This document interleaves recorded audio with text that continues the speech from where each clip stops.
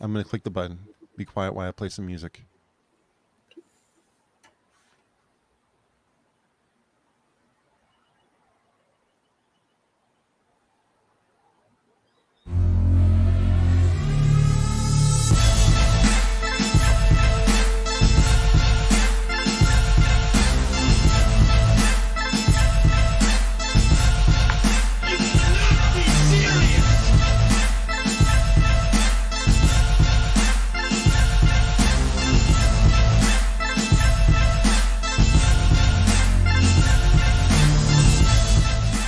Hello, everybody, and welcome to the Wednesday show.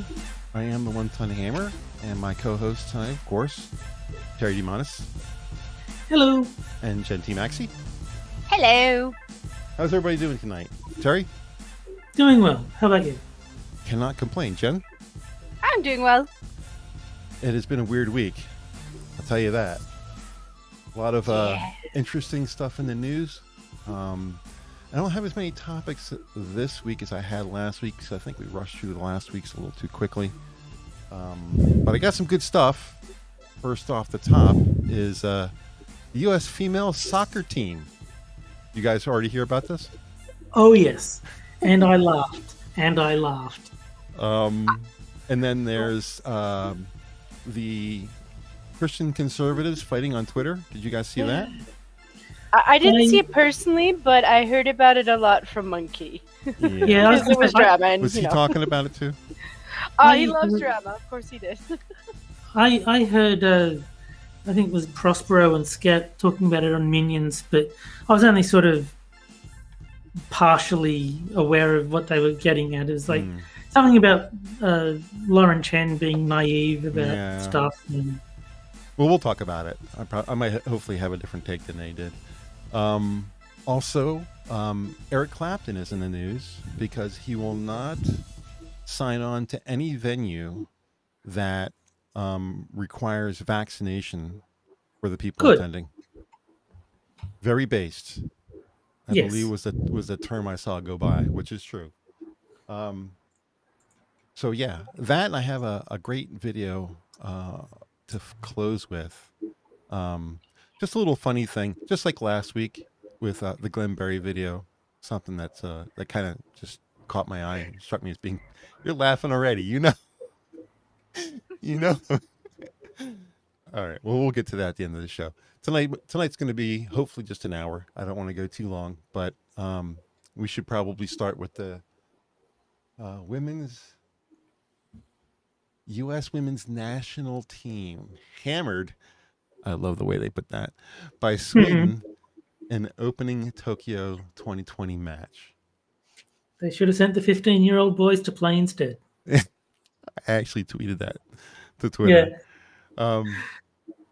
Yeah, this is from CNN. CNN, I've given them permission to use the term hammered. So, but yeah, 3-0, Sweden beat them handily. Yeah. Not just a close one or a shootout or anything like that. They won it fair and square. Congrats to Sweden too. Yes, for the record. Very much. No hard feelings, because even if it is the Olympic, it's still It's always been a tight fight between the two of them. But also no hard feeling, because have you seen Megan Rapinoe? Well, listen, I mean, if you're going to compare to anyone, it's kind of mean to compare her to the Swedish girls, okay? The Swedish girls are already going to have one up on her because they're Swedish girls. I don't know, you guys can't see them on the screen unless you look at the live broadcast, but the picture is the Sweden girls, 3 absolutely gorgeous blonde chicks. Well, there you go. Congratulations, ladies. It's like, you know. How is anybody going to compete with that? I don't know. Now, how is their hockey team? I'm kidding.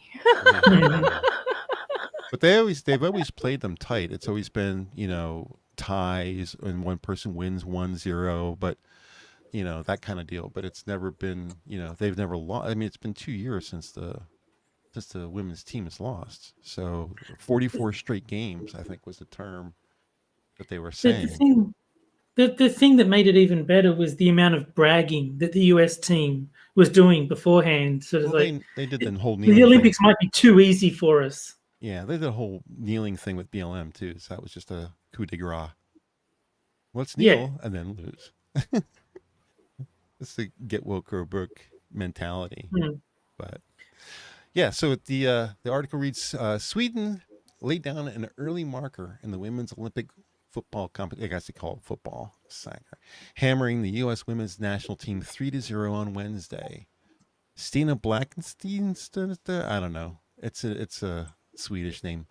And Lena Hurtig, thumping header gave Sweden a deserved victory, with the U.S. looking a shadow of the side that won the World Cup 2 years ago.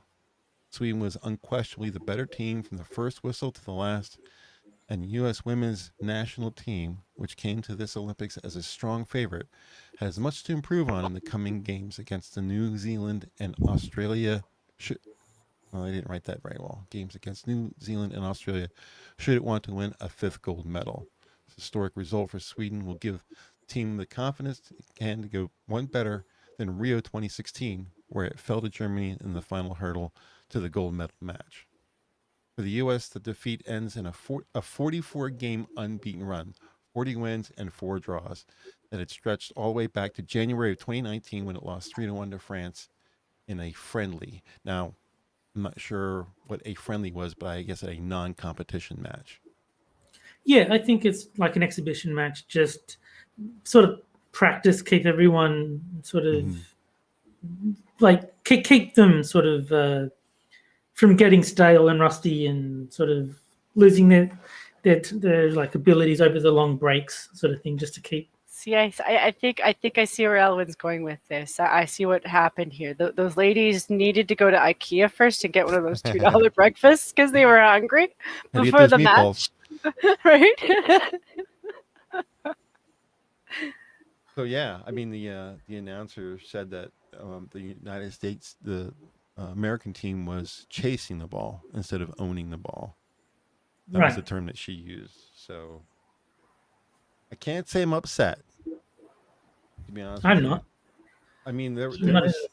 You know, that's got me thinking though, because this is supposed to be in Tokyo. So what does IKEA serve in Tokyo? Because it's probably not going to be the same shit. I don't even know if they're in Tokyo. I don't know. Do they have IKEAs there? Well, I think it's the same stuff. It's just spelt with R's instead of L's. Looking for going down here. They had kneeled. Yeah, they do. The national anthem. There's one in Shinjuku. Oh, good. They had kneeled, but not the entire team was kneeling. 2 girls were standing with their hands over their heart. So it's not like the entire team was that way. It was just most of them. So, yeah, I don't know. Sorry, I have these moments where my brain goes there. It's just like random and off topic, but yeah, I'm just picturing like, you know, meatball sushi or something. It's that's gross. Assassin in chat is pointing out the whole pay dispute about, you know, the women need to be paid more. Like that was a whole lot of nonsense. Well, didn't they come down to saying that they were actually getting paid too much? Mm-hmm. Yeah, for what they were earning, some kind of. Well, the funny thing is they were offered the same deal as the men, and they turned it down. And then when they realized they would have made more money if they had taken the men's contract, said, "Well, we should have that then. We want that now." I'm like, it's too late. You signed a contract for something else. You don't get to go back on that because you could have had a better deal. Like, yeah, it's not how this works. Because you didn't take a lot of high school courses. Mm-hmm. Maybe they shouldn't have passed you.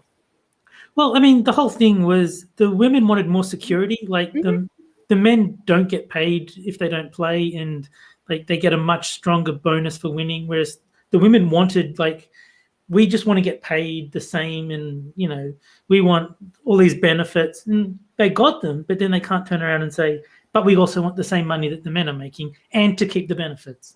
No. I don't understand why when you're offered. I mean, did they not have a good attorney? Yeah, I don't think they did.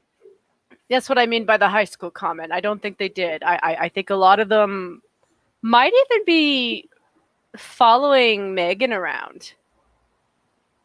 You know, because she kind of comes across as that kind of gal. I don't know if yes, you know, so a lot of them might be questioning things, but because she's like that, you can't really speak up, and they just go along with it. And I'm sorry, ladies, that's on you. If you're starting to think that Megan's an idiot, then she probably is.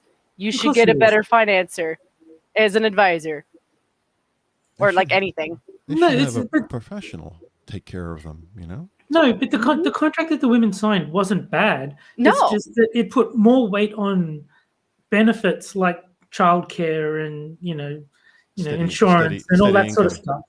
Yeah. Instead of getting like a per match or a per win bonus, they had a more stable income.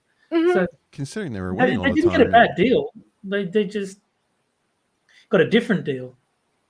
It's just, if you're going to win 44 games in a row, don't you think you want to have a bonus for every game that you win? Wouldn't that make more sense? I think they had a small bonus, but not the same degree that the men had. Yeah, they were just hedging their bets. They're like, well, if we lose, we still want to get paid.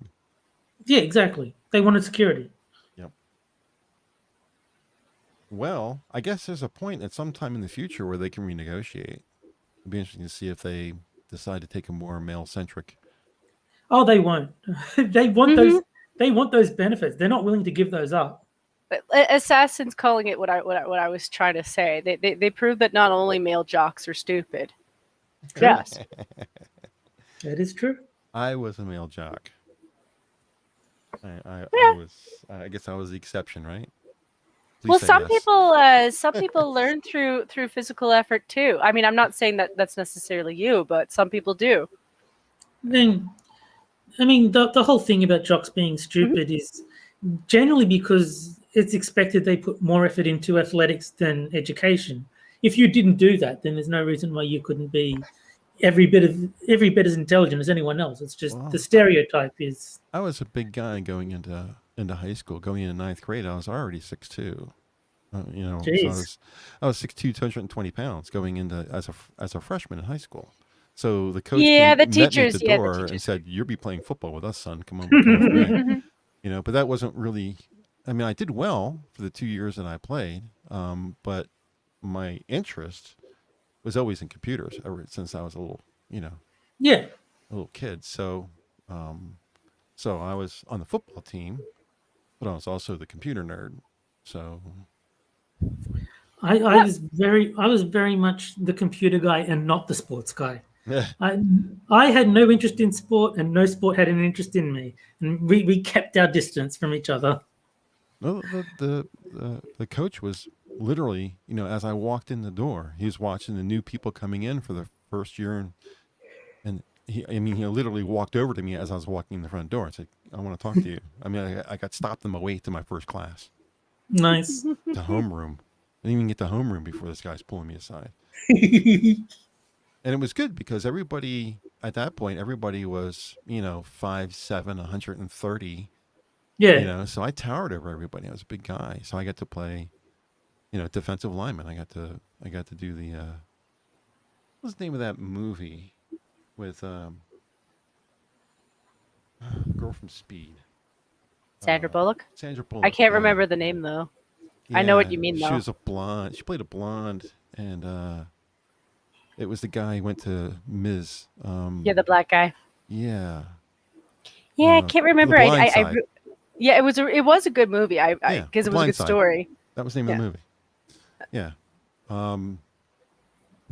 But yeah, that was me. I was this big old honking guy, so I was tasked with keeping our quarterback from getting killed. So. See, I on the other hand would accidentally leave my sports uniform at home, and I guess I've just got to sit on the sidelines and read instead. Well, the great thing about being on the football team is that you didn't have to go to gym class. See, I didn't like the general kids that were in my class range for several reasons, and I go prior to high school. I go to my middle school. Mm-hmm. because we had swim class, and for some reason it never occurred to my teachers to give my glasses back to me at the end of the class. And so I had to go find the dressing room without my vision, and I was just like, I don't think you understand what the problem is. I can't see the difference between the triangle man and the triangle woman. I really, really can't. And so I walked into the wrong room, and every single guy remembers that. No, bet. Yes. Oh, and I mean, I was like, listen, boys, I wish I could remember what I saw, but I can't see the triangle man either.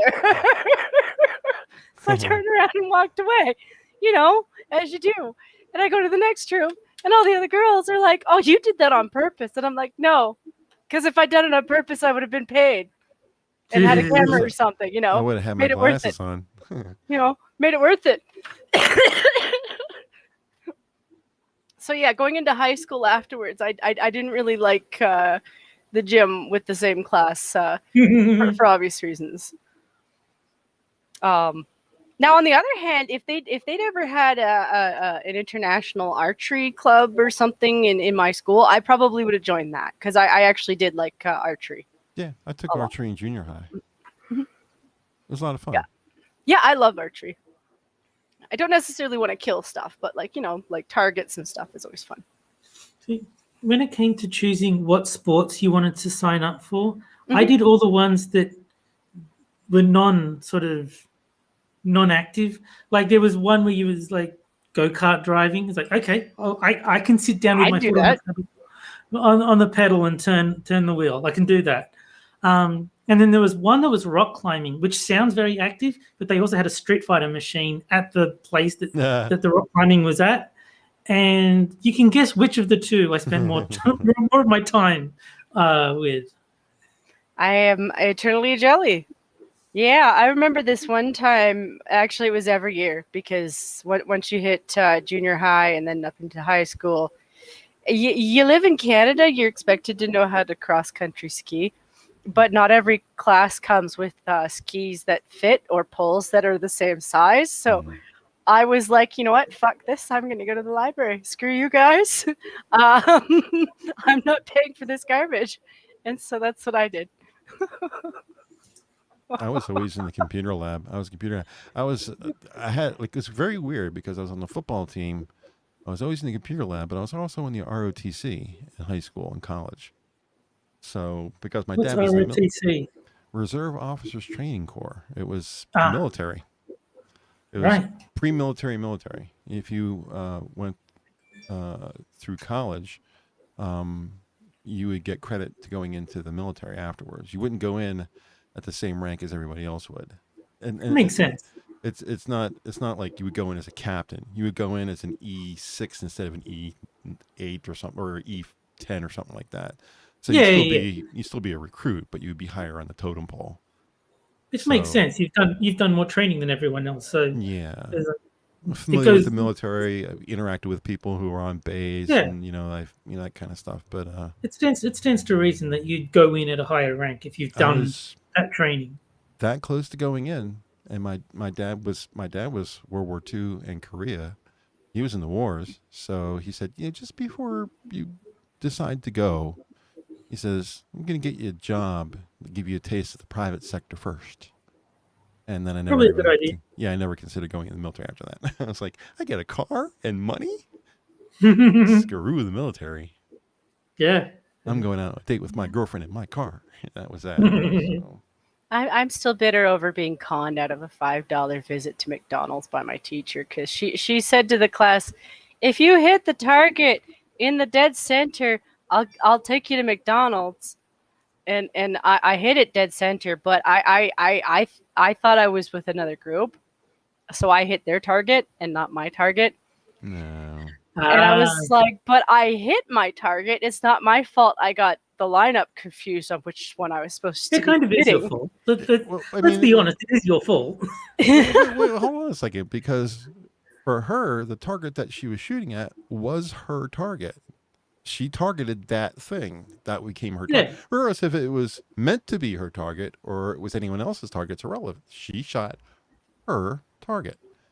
She should have got the I mean, McDonald's. at the very least, I got respect from the kids who were behind, like, you know, who were in front of me. Well, not in front of me, but beside me, who understood what had happened. And they were like, "Oh, you're on the wrong side." And they were like, "But you still hit the target. I mean, you should still have won." No, I think what the teacher should have done is taken you to McDonald's and said, "I never promised you I'd buy you anything. Have fun at McDonald's." Terrible. Just get you a milkshake. Close enough. You don't get a meal. You get a milkshake. I mean, even just to acknowledge it would have been fine. I didn't necessarily need the McDonald's, just the acknowledgement would have been enough. But at least I got you know, kudo points from the other kids. But yeah. I think they should have congratulated you on the good shot, even if it was at the wrong target. I was never very good with archery, though I enjoyed it a great deal. It was a lot of fun. And we had a pretty big crew, too. We had like 25 people. And a bunch of targets. And I mean, it was just crap plastic. Well, not plastic, but I don't know what the bows were made out of, but they weren't, you know, anything expensive. No, of course not. But they're usually not. It was fun. It was fun watching people try to hit the target and going like not even hitting the target at all. And it would go like 35 feet behind the target where it would finally, the arrow would finally land. Like, dude, it's a target. It's right there. If archery had been an option for me at school, I probably would have taken it. But it wasn't. And I was quite content to go quote unquote rock climbing, which is a fancy way of saying Street Fighter playing. So you didn't get offered archery, but you did get offered go-karts? I forget what the exact thing was, but yeah, it was sort of like it was not Dodgem cars, but it was very similar. Like it was one of the type of thing where it doesn't matter if you crash into someone else, you just bounce off. It was still like a race, but if you crashed into someone and no one got hurt. That's good. Yeah, but there was an arcade that wasn't very far from me that had something like that, where you get these little, and they were kind of round, and had a big pole behind them, and they were electric. Yeah. Okay. Yeah. Yeah, I remember those. They were kind of cool. I miss the old arcades. Yeah, there's an actual go-kart track that's about a half an hour from my house. That is like on pavement, you know, on wheels with a gas engine behind you, that kind of deal. That I've wanted to go to, but I always kind of shy away from that kind of stuff because I'm a big guy, you know. I mean, I shouldn't really say big guy. I'm a tall guy, and I still weigh the same as I did in high school. I still weigh 220. It's a little over 220 now because I'm older, like 230. But I don't think those go-karts are made for somebody who's now 6'3" and 230 pounds. It's just probably not. Yeah, it depends on the size of the go-kart. Like some of them maybe have leg room that you don't see, but you'd have to go there to see it.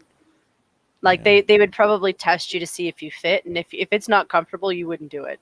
I wouldn't hesitate or be afraid or anything like that. I mean, I drive a motorcycle, so it's not like I would be anything like that. I think it'd be a lot of fun, but it'd just be a concern that I would fit. I hate to go there, you know, with a bunch of friends and not be able to fit, because that's all it is. It's just a go-kart track. It's nothing else. It's not you can't go on any other rides. There are no other rides. It's just a go-kart track. I don't think there's even a place to eat there. So. Yeah, another thing you could probably do, at least to save yourself the hassle of going out there, is call in advance and be like, "Hey, how big do your carts fit for? Like, if I'm 6'2", will I fit in your carts?" Because they usually measure for that kind of stuff. Yeah, you got to hope that they're going to be honest with you, though, because they're going to want you to come out and they're going to try to want to stuff you in there anyway, because they're going to make money if you don't. Of course. So I guess I could get a ride down there myself, by myself, and just get in one to see if I fit. There's a group of us up here. I'm not really near anybody, but there's a group of us up here who kind of hang out from time to time. Like there's a restaurant that's about a mile and a half from my house. It's the closest restaurant to my house. We all kind of meet up there and you know, just hang out and stuff like that. And one of the things that they keep mentioning about going and doing is going to the go-kart track. I'm always kind of like, I think I'm kind of dragging everybody down by he and hawing about it. So Anyway, so let's move on to a new subject. Yes. Let's talk about Tweeter, the Tweeter machine. Tweeter. Always, the thing about Twitter is I can pick 35, 40 things off of it easily and talk about them. But of course, I'm so active on there, but I don't know if that's necessarily interesting to everybody else. What did catch my attention is something that might be interesting is what's happening with conservatives coming up on this next election. There's a lot of Christian conservatives that are kind of gatekeeping. Yeah, gatekeeping conservatism. And the funny thing is, it's from people I didn't expect. Like, I knew Lauren Chen was a religious person, not Catholic. Her husband is Catholic. But I don't think she is. I think she's Presbyterian or Baptist or something. She might have converted. I'm not sure if that's just a rumor because I heard that through Monkey. She was on a broadcast. I watched her. She was on No Malarkey or something like that about a month ago when it first started. And she mentioned that without coming right out and said it. She said, well, Liam is Catholic. And she said it in that way. She's always kind of leaned a little bit towards being a little bit prudish. I wouldn't say she was as prudish as she is now. Like, that could be the influence of her husband a little bit. I would say that's probably true. But even before, I remember watching videos where, like I remember when Gab came out with their anti-porn shit too. And she was on board with them. And that was a couple of years ago. So I'm actually not really surprised that she's like that because it is a thing. And this is a complaint that I do address to the conservatives because I understand that a lot of conservatives are religious, but sometimes they have kooks in there that take it too far, or they feel like they have to hurt everybody else, and that's a problem. It always has been. It's kind of the thing that most people hate about the Democrats, they are now doing in front of everybody. The problem I have with this is the influence of religion. It's never a good place to argue from. Because if someone is not in your religion, they're not going to listen to you. And that's why Ben Shapiro says, I never argue from a point of religion. I was actually going to bring him up as soon as he, Like, I can understand maybe wanting like a better system so they can filter that crap out if they don't want to see it. If that's what they were asking for, I'd be like, sure, okay. If you don't want to see it, you don't want to see it.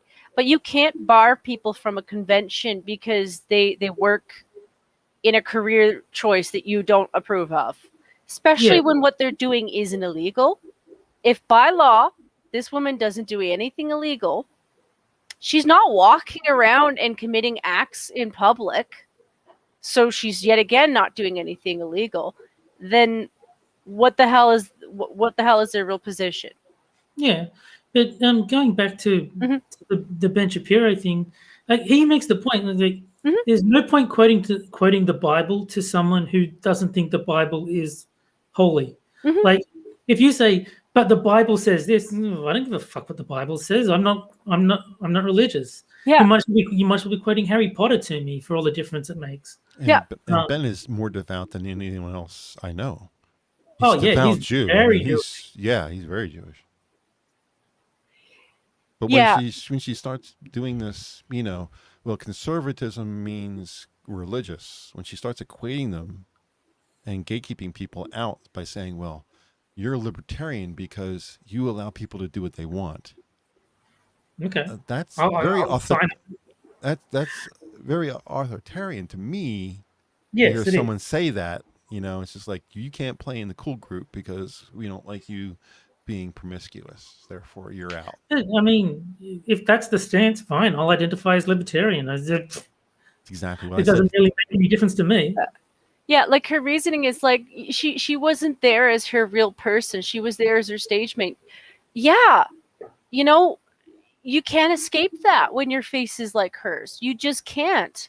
So what's the point? At this point, she's better off at least advertising herself. But at the same time, as long as she's not doing it there, because she's not. The name isn't her doing it. I have Lauren's tweet up on the screen. And yes, it I can says, see it. info on the Brandy Love story people don't seem to get based on comments I've gotten on my video. Brandy Love is Tracy Livermore's stage name. Brandy Love used her porn name while at the TPUSA event. She wasn't there as Tracy Livermore. She was there as Brandy Love. And this is from a person who spent, 2-3 years as roaming millennial. Yeah. So what does she have a problem with? Somebody using a pseudonym for their real name? Well, I think her point is that Brandy Love is the name of a porn star. So by going as Brandy Love, she's going as a porn star, not as a regular person. Like she's going as her stage name. It'd be like Mia Khalifa, whatever her real name is. If she goes somewhere under her genuine name, then she's there as herself. If she goes as Mia Khalifa, she's there as a porn star. Isn't Mia Khalifa, isn't that her real name? No, it's but the thing is she still goes by that name. Anywhere she goes, she still goes by that name because her face is But look at the picture. Yeah. She's dressed as a regular person. Yeah. No, I'm not agreeing with Lauren. I'm just trying to explain what I think her point is. Yeah. No, I get what you're saying. I'm just calling on it. And like, as long as she's not going out dressed as her porn star person, she's not doing anything wrong. No, and yeah, she's going with her pseudonym because listen, even if she went under her regular name, it doesn't matter because everyone's gonna know who she is anyway, right? They're gonna know who she is anyway. It's like Mia, Kalia is an example. She can't go to a ball game without people knowing who she is. Yeah. She's so well known, And at this point, as long as she's not doing anything, who gives a shit? And here's the gatekeeping and religious aspect from Liz Wheeler, who also is a very devout Christian. I think she's Catholic. Your daily reminder that pornography is a scourge. Why did that just move?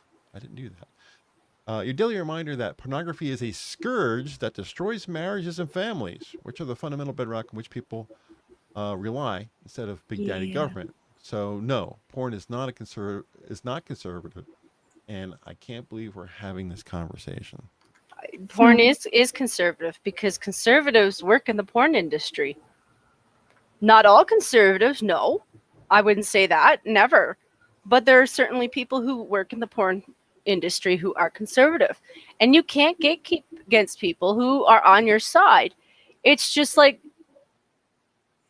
They can't make the distinction, that's not the right word. They cannot distinguish between an economic and political structure and a religious structure. To them, it's all one thing. And it's not. But my stance is basically porn is entertainment. If you don't like it, then don't watch it. It's the same as exactly TV shows I don't like. I don't watch them. You have the freedom of choice. Like I said, if what they were saying is that they would just rather not see it, well, you can't bar a person. I'm sorry, you can't bar a person. But you can put blockers on your computer so your kids can't see it. You can do all sorts of things so that they can't see it. You can check out who they hang out with so that they don't see it. See, my thing is basically, as long as the rules are evenly applied, I don't care what the rules are. So if Gab wants to ban porn, fine. Like that can just be there's no porn on Gab. That I have no problem with that. But my problem with Gab was they pretended to be free speech while simultaneously banning porn. Like that doesn't work. If you want to proclaim that you're free speech, then you have to be free speech. If you're just like, hey, we're the conservative alternative to Twitter, then yeah, fine, ban porn. That makes perfect sense to me. And on the other hand, call things for what they are. Like if what you're seeing is porn, and that's what you want things to be labeled for what they are, absolutely 100%. Because even on Twitter, sometimes things blur the lines. Even on Facebook, things blur the lines. There are times where I see stuff where I'm like, I don't think this is where it should be. I'm not going to call on it because I'm not the moderator. I'm not the person in charge of that kind of stuff. But yeah, I've seen stuff before where I'm like, that looks like Tumblr porn. Tumblr. Yeah. Well, it just doesn't make sense to me that they would want to alienate people who consider themselves conservatives. The last thing you want to do is say, well, you guys can't sit with us, because then they said the time same comes thing. up. They said the same thing about the gays. Like, some of these people said the same thing about the gays. Like, oh, well, if you're gay, then you're not conservative. I'm like, yeah, actually, there are quite a lot of gays who are conservative. Stop doing that. Stop pushing people away, because they need to be conservative. They are conservative. I mean, this isn't. Gays are people too. They can be anything they want to be. They can That's be conservative. basically it. They can be religious. They can be whatever they want.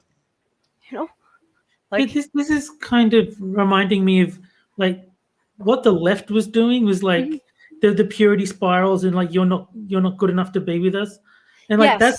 that's what got Trump over the line. Is like the left pushed everyone away. It's like, well, all right, if they don't want me, I'll go over here.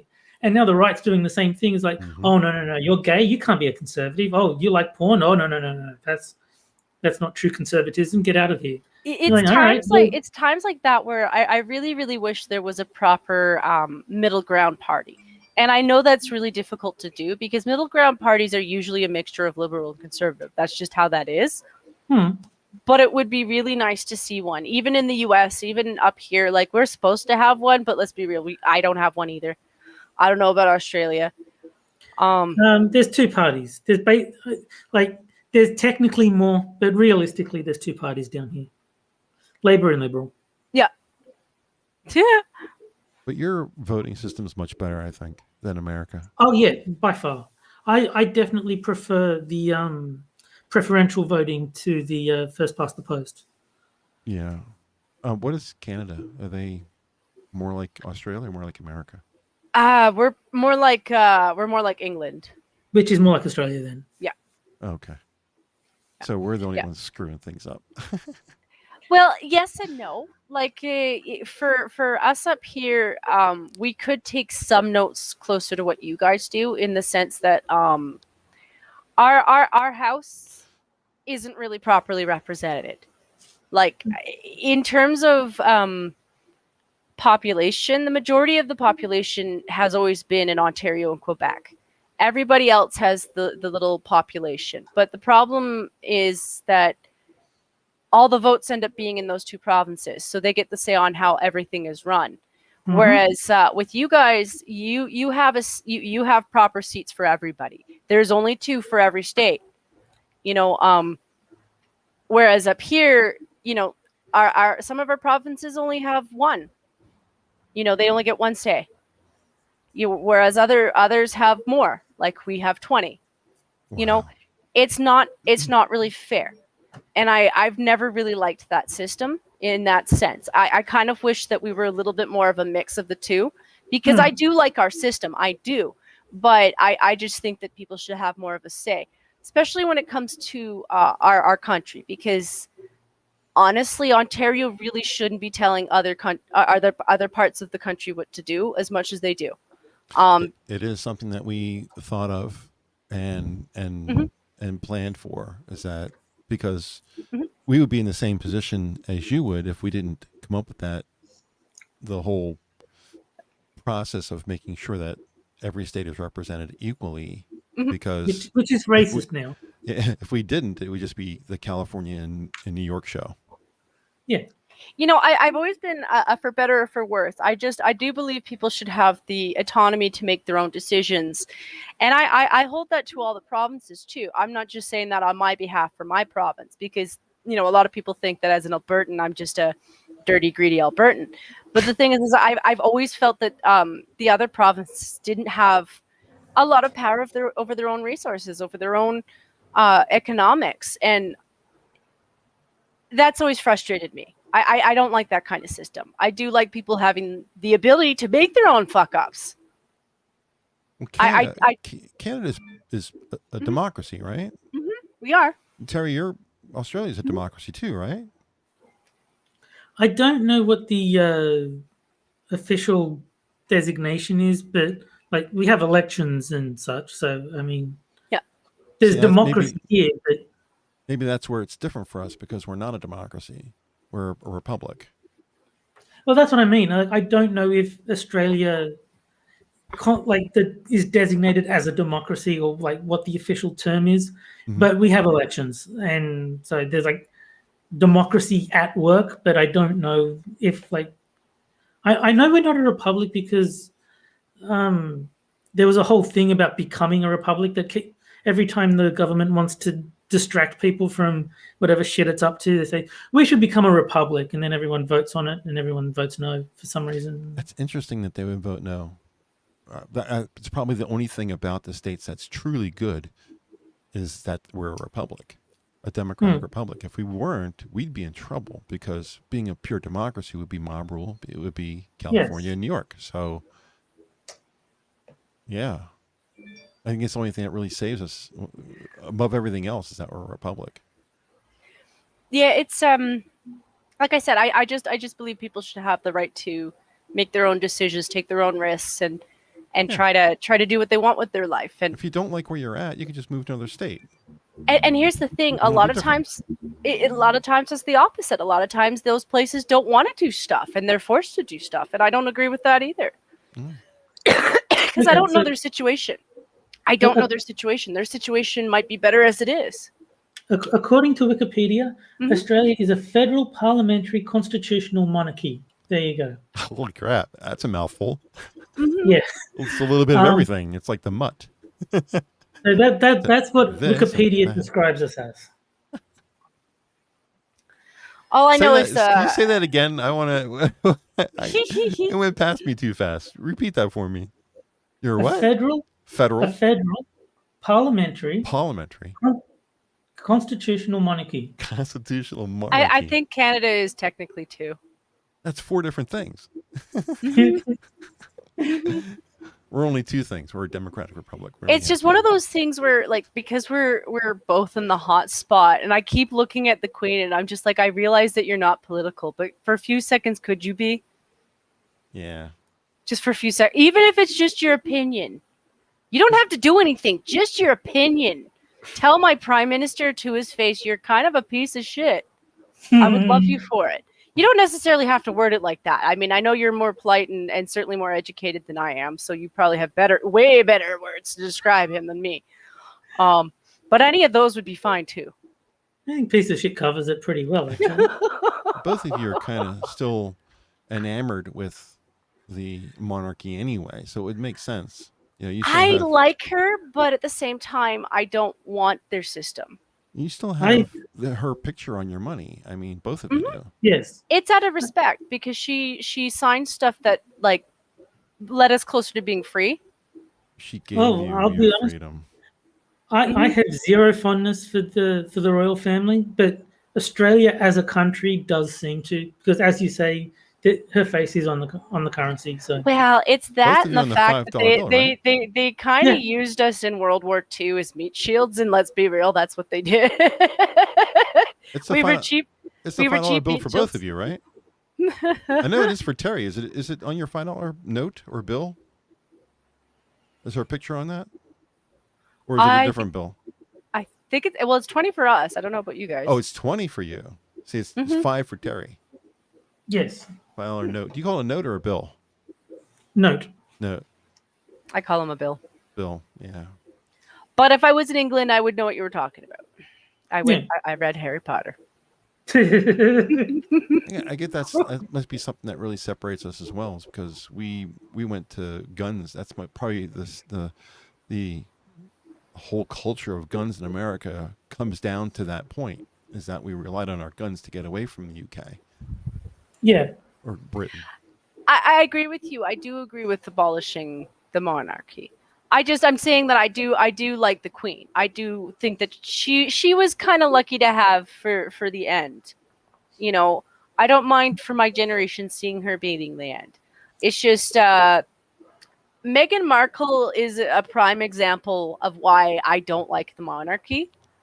Because a Yahoo from the middle of fucking nowhere can come along and completely screw up your system because she thinks she's playing in the middle of Game of Thrones, even though reality hasn't kicked in, and she could do a simple Google search and kind of learn about England a little bit to know that their parliament means that her kids can't be princes and princesses. That's why. it's not because there's maybe a little tint to him. In all honesty, he's the whitest kid I've ever seen. He's more ginger than anything else. He's cute as fuck. He's cute as fuck. But he's a ginger kid. I guess when he married a quote-unquote commoner, that kind of ended the line with him right there. I think it's more that he wasn't the heir to the throne. His brother was. He wasn't. And even if it's not just him. You know, it's not just William. It's the fact that Charles isn't the only kid. He's got siblings that are still alive. His siblings have had children. He's had children. You know, his first has had children. There are too many in the family. So if the queen dies, who's second in command? Charles. It goes to Charles. And Charles is elderly, so it'll go to William. Yeah. Assuming they hold on to it, which I don't know that they will. It might even skip Charles. Like, they're not even sure that he'll even take it, because he could even just step down and give it to William. But he's first. But the reason that the kid's not a prince is basically because Harry was never next in line for the throne. His brother is. That's just, I mean, you can have a hissy fit all you want, Megan. That's the way it works. Yeah. And their people demanded that because they had a problem with royalty. If you knew anything about the people that you're going to visit, because I realize that you think England doesn't have their own culture, but their people fought for years for that freedom from their monarchy, because their monarchy caused a lot of damage for them for a really long time, over and over and over again. That's why they don't need you. That is why they don't need you. You could have been a nice blessing, you know, a nice introduction of an American to the UK, but you wanted to make it about you because you're a narcissistic piece of shit, and people know that. The monarchy doesn't have any power anymore, right? That's all the parliament and all that stuff. They do. She Boris has Johnson? Yeah, Boris is in charge, but she does still have say. It's just that it's one of those things where they don't have full power. Like, they don't have full power in the parliament, but they still, like, she still has to okay things. But it's kind of more of like, it's more of to-dos than anything else. Like, it's not. It's for show? Yes. Gotcha. Yeah. I think it has to do with declaration of war, that kind of stuff too. Like, at the end of the day, if there was a declaration of war, it's still going to come from her. Gotcha. It's a cannibalistic wizard says if only the queen would pull a Diana on her. Now, I won't go that far, but I did think it was funny that when Diana died, someone at work said, "Did you hear Pavarotti chase Princess Diana into a tunnel and she died?" Because they heard the word paparazzi and didn't quite understand it, so they assumed it must have been Pavarotti instead. Now, that whole thing was sad. Like, I admit that was sad, because even back then, I knew that it was an adult fight. I knew when it was adult between. It was a fight between two people who probably shouldn't have been married together. And I didn't think it was cool that it was in the spotlight all the time. Like, somebody's marriage falling apart in the middle of, like, everywhere probably isn't good for the mental health of anybody involved. True. And I did have a lot of sympathy for her. Like, I mean, she made her own choices, and she did some stuff that was kind of questionable too. Yeah, she did a lot of stuff that was questionable too.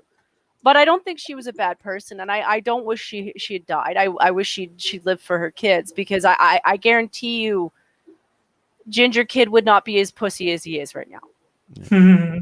Because he's desperate for this idea that his mom loves him more than his brother, because I think he's so tired of. He's got this fantasy that he's playing second fiddle, because he is. Yeah. But at the same time, though, he has his own position in this life. In your life, you have your own position, and you could take that position, but instead you've spent all your time looking at your brother, and your dad probably loves you just as much as your brother, but you push him away because of this kind of crap. So yeah, he's mad at you because he can't get close to you, because you're constantly comparing yourself to your brother. I can't stand this kid. I used to give him like the benefit of the doubt, because he came to my province to do his military training for for his shit. And even out here, he had people following him around. Like if he was caught out partying, oh God, he was out having some drinks, man, and he might have drove home. And I was like, yeah, he shouldn't have done that. But at the same time, though, like the guy's in a fucking other country and you won't even leave him alone. Yeah, I wouldn't want to live his lifestyle. But at the same time, you've had everything handed to you. I mean, I think I've just always been fairly callous because I didn't care when Princess Diana died. And no, I don't know her. There's like, she never had any impact on my life. There's like someone I don't know died. Okay, fine. That's all right. I think it's because sympathetically, I just I'm the same age as William too. And I just did the math. I was just like, oh, your mom died. And then I looked at my mom and I was just like, that's fucking shit.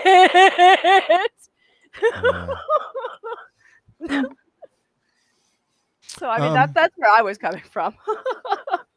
Let's go ahead and move on. All right.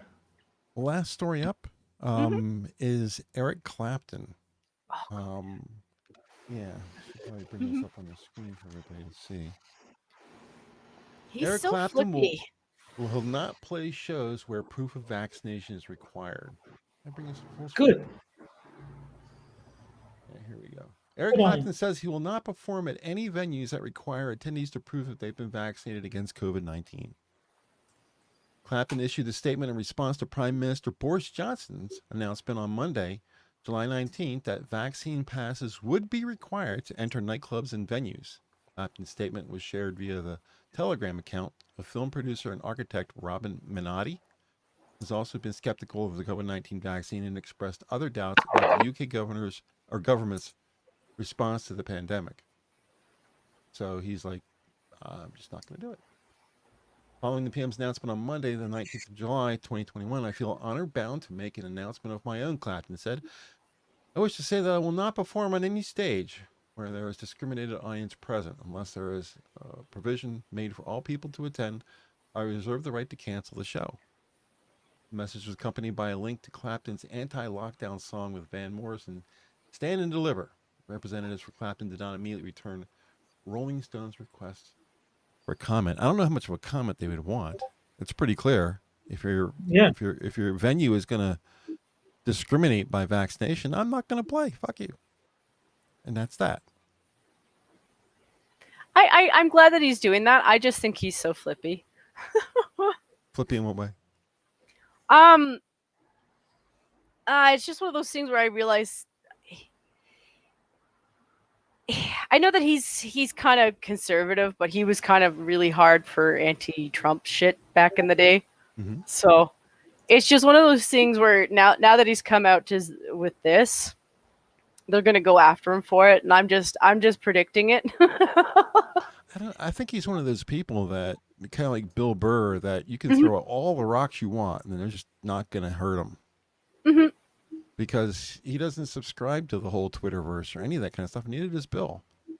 You know, he's a comedian. Yeah. He'll go out, he'll make people laugh, and they'll pay for that. And you can't cancel popularity like that. Mm-hmm. So Eric Clapton's a beloved figure, and I don't think there's anything he can do short of, just breaking the law, pedophile stuff. I don't think there's anything he can do that could cancel him. He's just too much of a... It's like trying to cancel a Beatle or a Rolling Stone or Aerosmith. They're bulletproof. I mean, people tried to take shots at John Cleese for one episode of Fawlty Towers, and good luck with that. Yeah, John Cleese just like giving the middle finger. He didn't think twice about it. Same thing. Who's the other conservative, real big on Twitter? Actor. James Woods. Him and Chuck Woolery. I don't know if you caught Chuck Woolery. I no, Chuck I haven't, but James I adore because he's funny as fuck. He is funny. He's a funny guy. And I think Shatner's a little bit on the conservative side too. Oh yeah, he is. Absolutely he is. I was torn between James Woods and William Shatner as to who you were talking about. Mm-hmm. So mm-hmm. But yeah, I mean, I've been a fan of Chuck Woolery's ever since, what was the love match? What was it called again? There was a show he did that he became famous called The Love Match or something like that. I don't know who he would it go is. to he would go to commercial and we would back in 2 and 2 and he put his fingers up like a peace sign and flip it. Okay. Back in 2. No, that was his little sign off thing.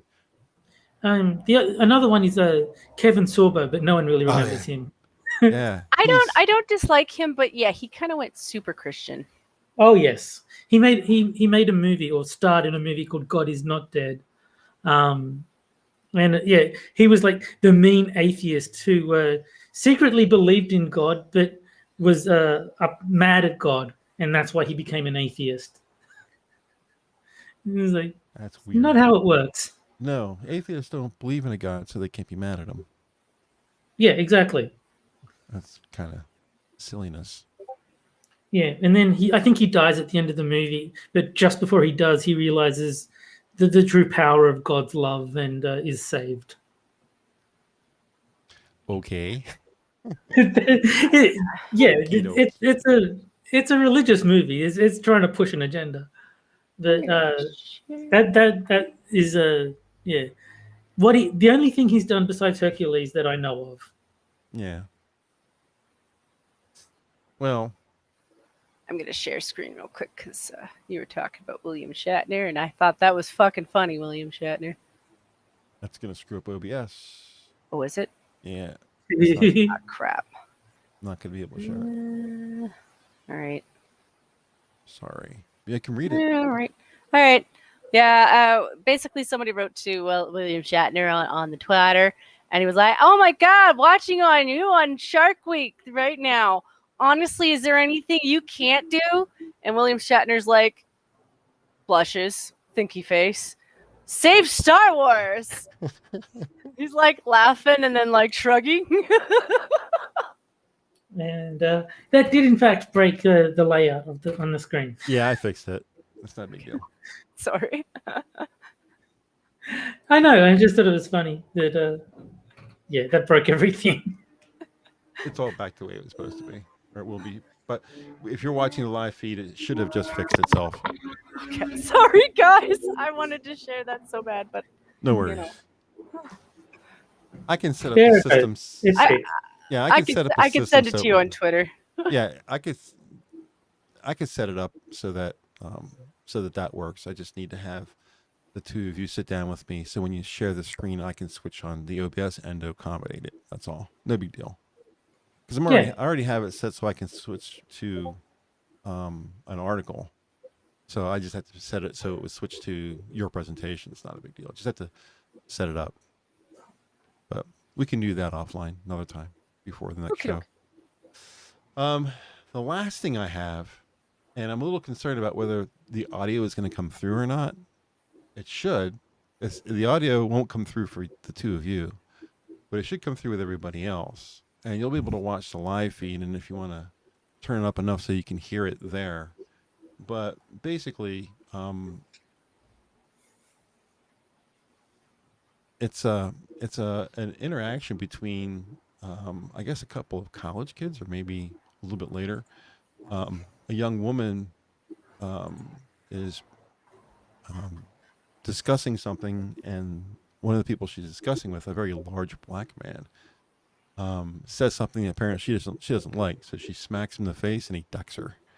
Now, that in itself, me being a MGTOW, is kind of tickles me right there, but that's not the point, because at the end, after she's on the ground, somebody yells something in the background, and that's what got me. So, Terry, you've already watched this because you saw the tweet, right?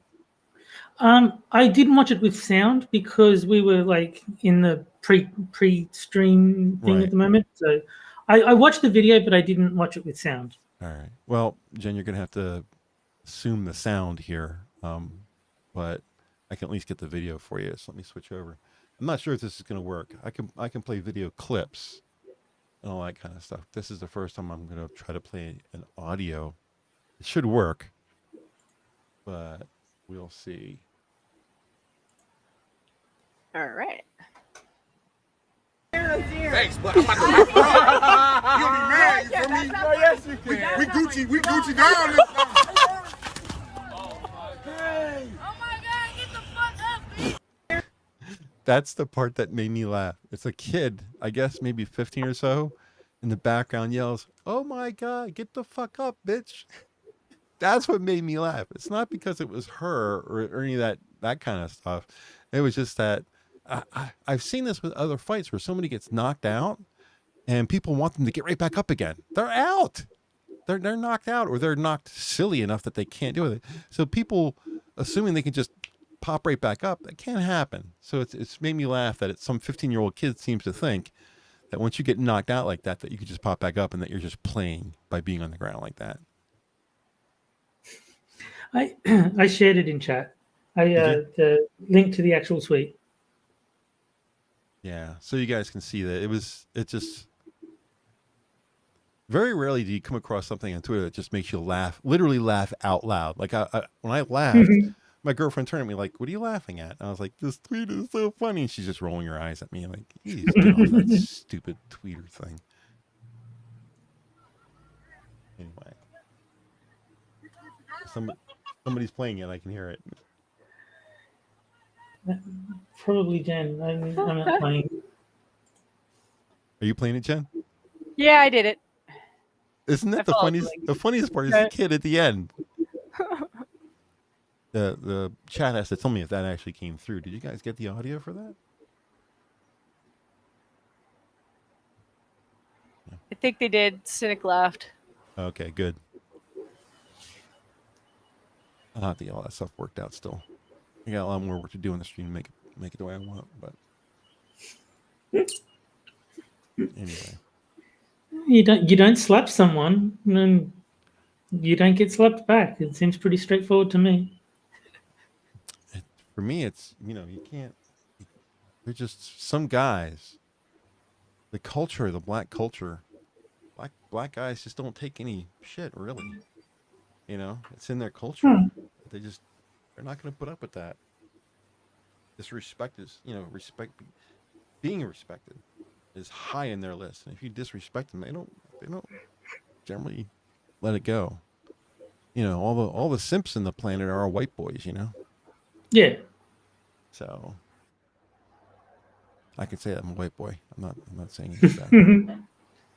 So anyway, we'll go ahead and we'll end up on this because it's past 12:30 my time. Yeah. So we'll just stop no there, worries. but anybody have anything else before I get out of here?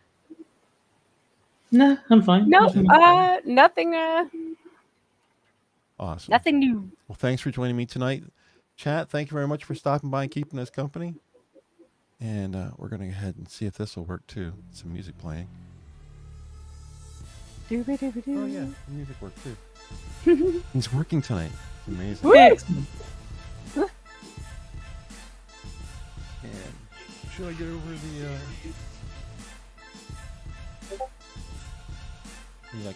I was going to go over the roster, but I think everyone knows the changes for Wednesday, Thursday, and Friday.